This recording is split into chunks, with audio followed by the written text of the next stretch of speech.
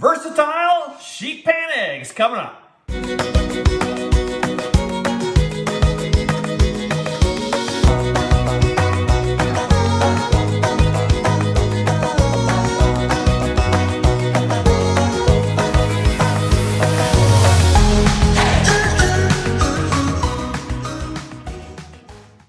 Hey, Chef Dez coming at you from my kitchen again, and we're gonna make sheet pan eggs. I'm gonna show you what that's all about.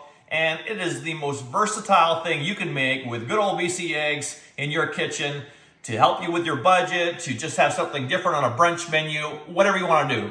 Let me explain. Let's get started by greasing the pan first. Okay, so just a little bit of baking spray, and we're just going to take a toaster oven pan. So there's recipes you can find online where they do sheet pan eggs, where they do like a whole jelly roll pan, like a cookie sheet. That's a lot of eggs and a lot of portions. I like to do mine in a toaster oven. This still gives me 6 portions, but it's just easier to manage, and you just don't have as much. All we're gonna take is a 9 by 11 pan. So any 9 by 11 pan like this for your toaster oven will work.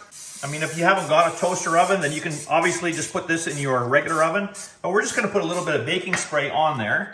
And then we have some parchment paper, and we're gonna put that on top. And you might think, well, why are we putting the baking spray on there if we're doing parchment paper? That's really gonna help the parchment paper stay in place, okay? And you can press it down and it'll stay pretty much there, a lot better than if you didn't have the baking spray underneath that, okay? And then we're going to spray the parchment paper too. You might be thinking, this is a bit much, but you need this for the eggs to release perfectly, okay? So just a little spray, and make sure you get into the corners. And then we're gonna do our egg mixture. We're gonna just get a mixing bowl and a whisk. And again, there's videos online that will tell you to do it in a blender. A blender is gonna make it too frothy, and it's not going to set properly on the sheet pan. So I like just to use a whisk, and we're gonna do 9 BC eggs. Always remember that every single large BC egg has 14 key nutrients, all 9 essential amino acids, 6 grams of the highest quality, most absorbable protein you can get, and 1 large egg, it's only 80 calories. So we're gonna take these and do all 9 in our mixing bowl.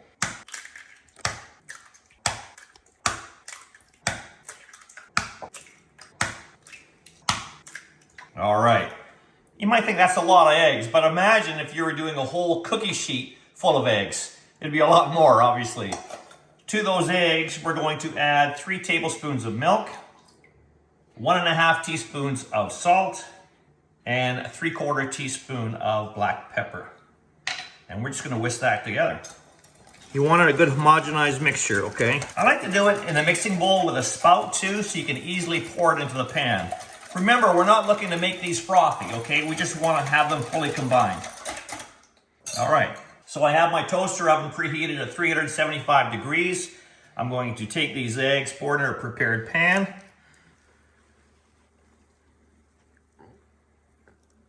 Now at this point here, if you wanted to get creative and put in some chopped, thinly sliced bell pepper, mushrooms, maybe a little bit of onion, you can do that. I wouldn't go more than a 1/2 cup measurement total for any bits that you're gonna put on there. Otherwise, it's going to inhibit the eggs from staying together in a nice square when you cut it. However, I am gonna put some cheese on top, and you should do that regardless whether you're putting in your extra ingredients or not. So I have a 1/2 cup of grated cheddar.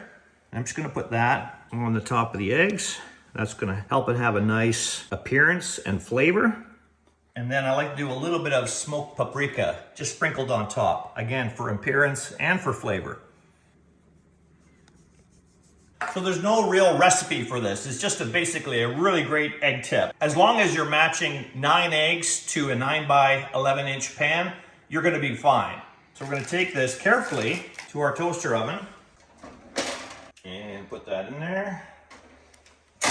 And I'm gonna set a timer for 12 to 15 minutes. You're looking for the eggs to be completely set so they're not jiggly anymore. You can also take the internal temperature of the eggs, and you wanna have them at least 160 degrees Fahrenheit.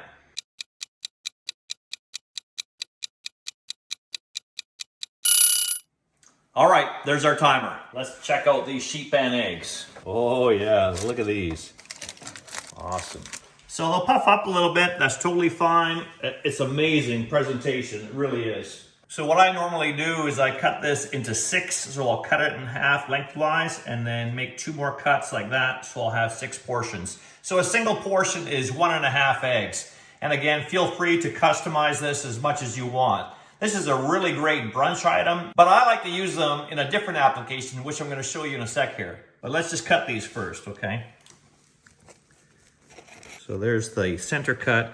So I just eyeball it, I just make a little indentation to see if that's level to make my 2 cuts to make my 6 portions. And you can see that they're perfectly set. So when you take them out of the oven, just touch them a little bit like that. You can shake the pan, you'll see that they don't move, right? And they're perfect. And like I said, you can take an internal read thermometer, and as long as it's reading 160 Fahrenheit, you're good. So then you just get in there with a spatula and you pull out a portion. Now by spraying the pan and spraying the parchment, they come out so easy. Look, there's nothing stuck there whatsoever. And here's what I like to do. I like to put it on a sandwich. The price of groceries nowadays and the price of meat is extreme. So I like to get my protein from a very healthy source like BC eggs and substitute meats in a sandwich with eggs. It doesn't have to be a breakfast sandwich. You more than likely have a protein in a sandwich. This is just replacing whatever protein you're using by using BC eggs instead. And then you just take that, combine it together with some nice lettuce and tomatoes, just like you would make a normal sandwich. And that looks amazing. That is so good. So I hope you like this idea of sheet pan eggs, and I really hope that you try it in a sandwich because you will never look back. Make sure you're checking out bcegg.com for a bunch of other great tips, recipes, and tricks. And this is Chef Dez signing out. Where are you getting your protein from?